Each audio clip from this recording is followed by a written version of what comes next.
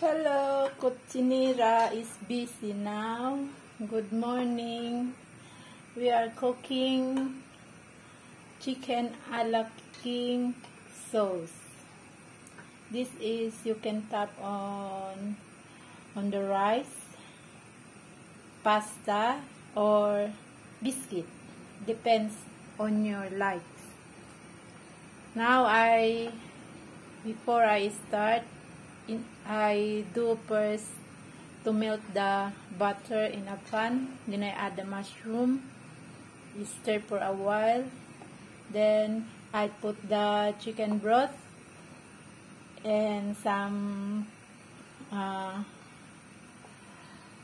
all-purpose flour, which is I dissolved already in water, but I did not put all.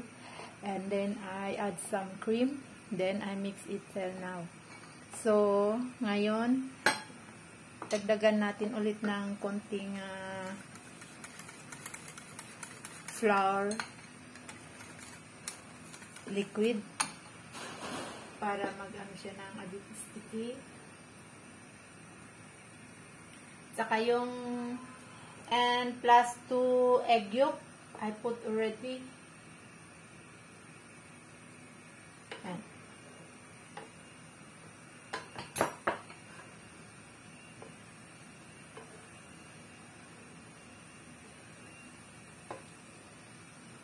now we add this is the chicken cubes cooked already.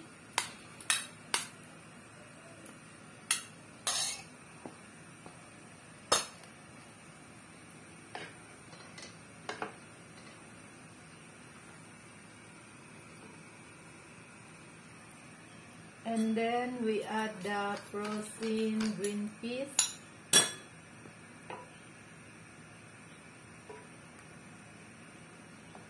Ganyan natin lahat.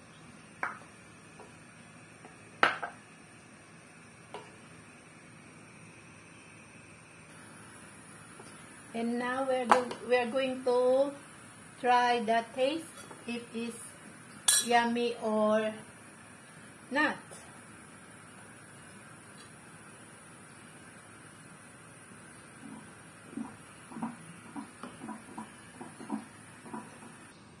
Lagyan natin ng konting white pepper.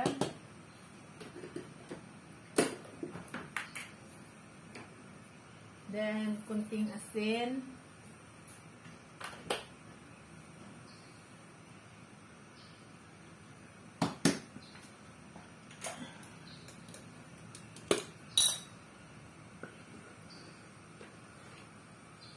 Some black pepper.